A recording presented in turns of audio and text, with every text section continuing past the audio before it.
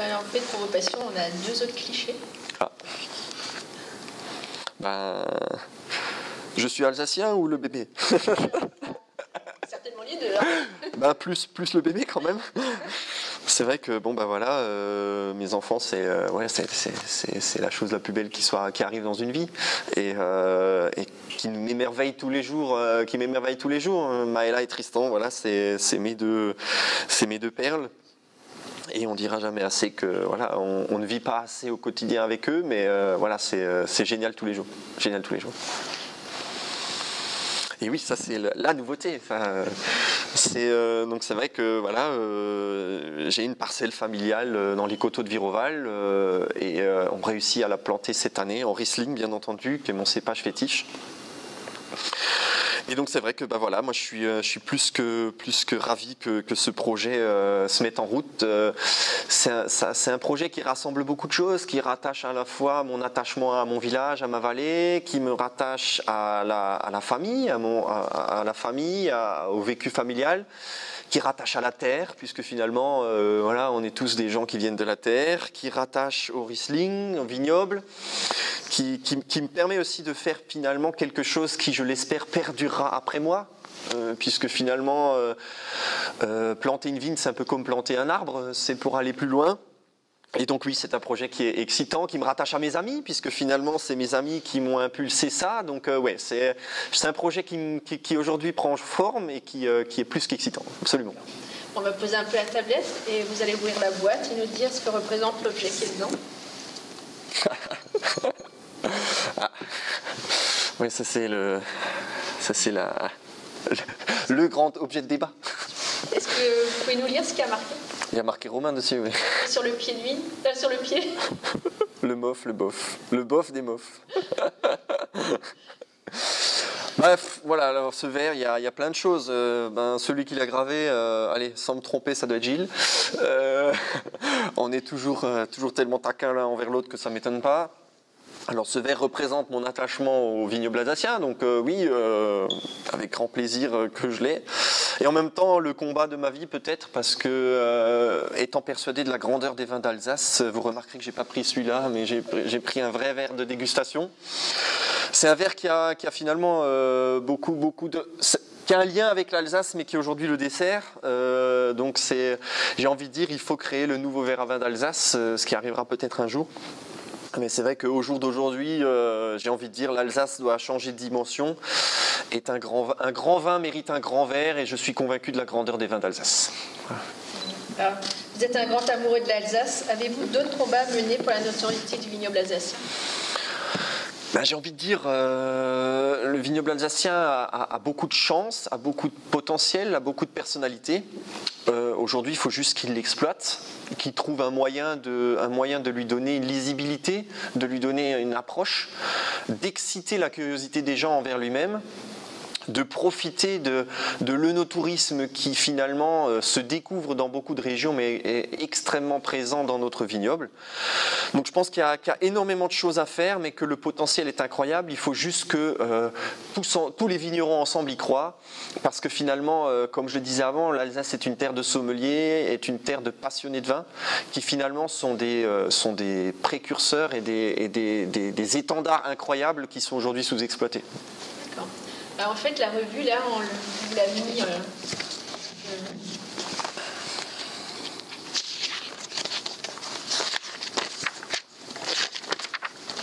Oui, oui, finalement, c'est un peu une idée que j'ai eue en dégustant des vins. C'est de dire que finalement, l'Alsace, sa complexité est une richesse et un frein. Aujourd'hui, je pense que l'Alsace a tout simplement, lui manque une porte d'entrée, c'est-à-dire un accès facile qui donne envie d'aller dans sa complexité. Et je pense aussi que ce qui fait son authenticité et son exception, c'est malgré tout le potentiel des terroirs. Mais finalement, on a une complexité géologique qui est telle que finalement, expliquer à quelqu'un qui est novice que le Riesling sur du granit n'est pas pareil que sur du Riesling sur du calcaire, certes, il le sentira dans le verre, mais il ne sera pas assez pointu pour l'expliquer. Et finalement, je suis parti d'une idée simple, c'est que tous les vins, leur colonne vertébrale, c'est l'acidité.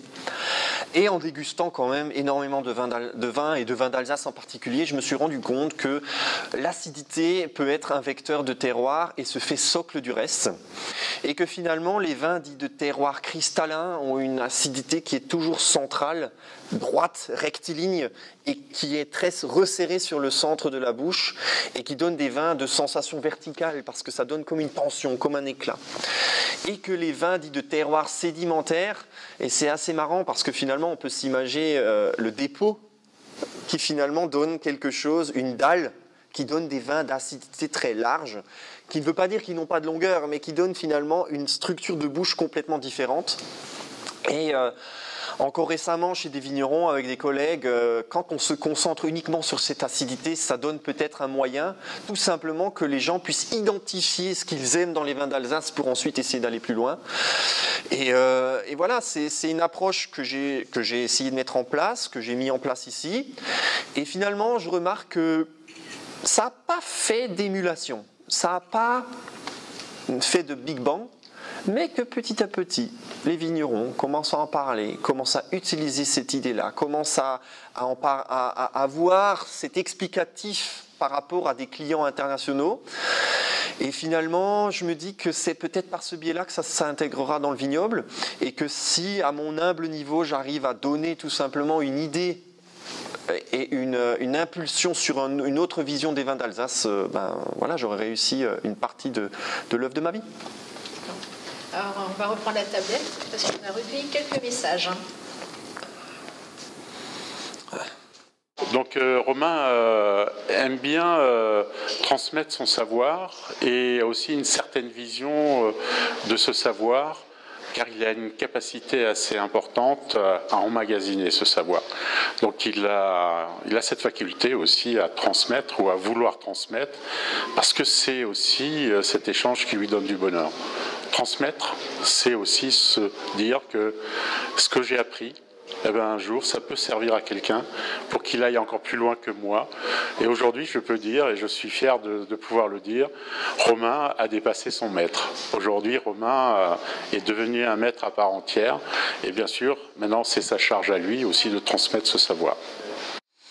Oui, ça c'est un sacré compliment, parce que pour moi ça reste un modèle, un exemple, et j'ai envie de dire que j'ai encore envie d'avancer avec lui, parce que c'est quelqu'un qui finalement arrive à trouver parfois des angles d'approche que je n'ai pas, et ça me fait plaisir de dire que finalement ensemble on arrive peut-être à avancer plus loin, et je suis convaincu des synergies, et oui, c'est un très beau compliment, ça c'est sûr.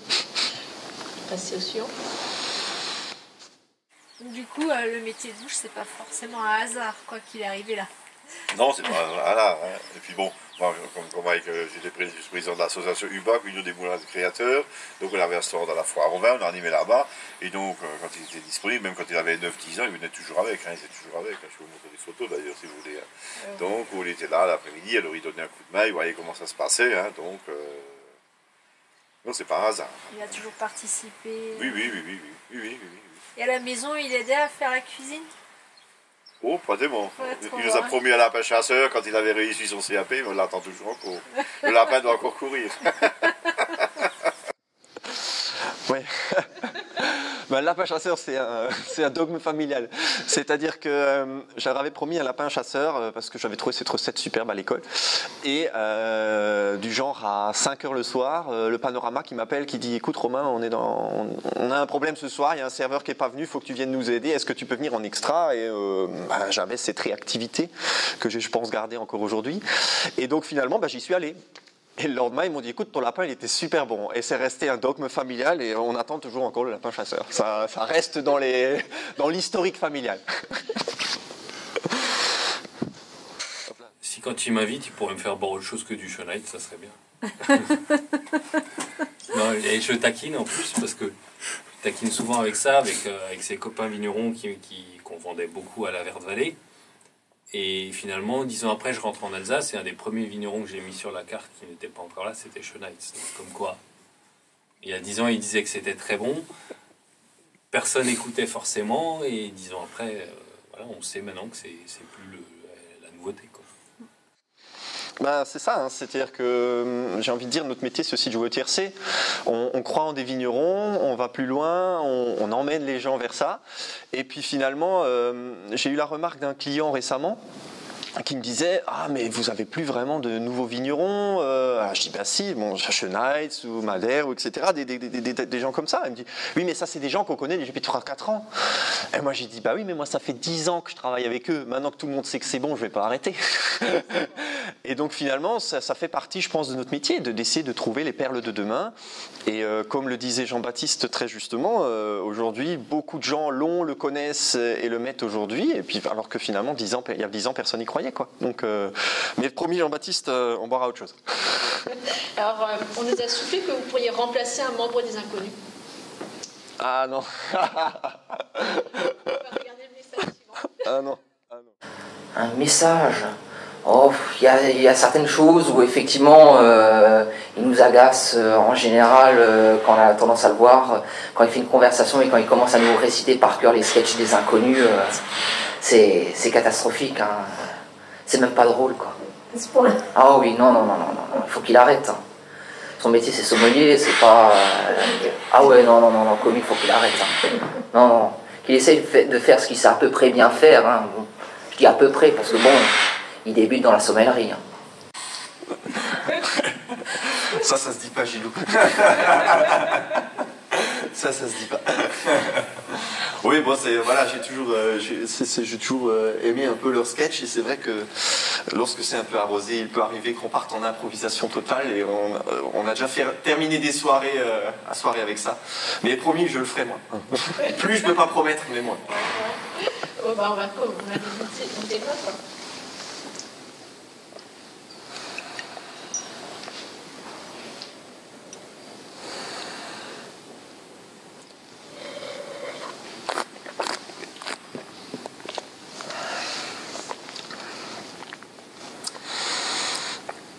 Bon, la forme de la bouteille, c'est pas un Bourgogne, quoi, normalement.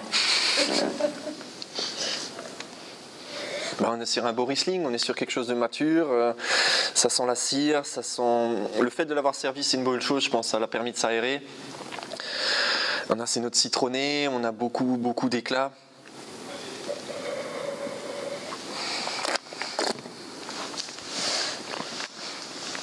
On a une acidité qui est très centrale, très vive, verticale. Alors peut-être que je me trompe, mais moi je vois bien ça sur un terroir granitique, un terroir assez éclatant. Après, serait-ce du 81 peut-être, mais je pense en tout cas qu'on est dans cette direction-là, oui. On va regarder.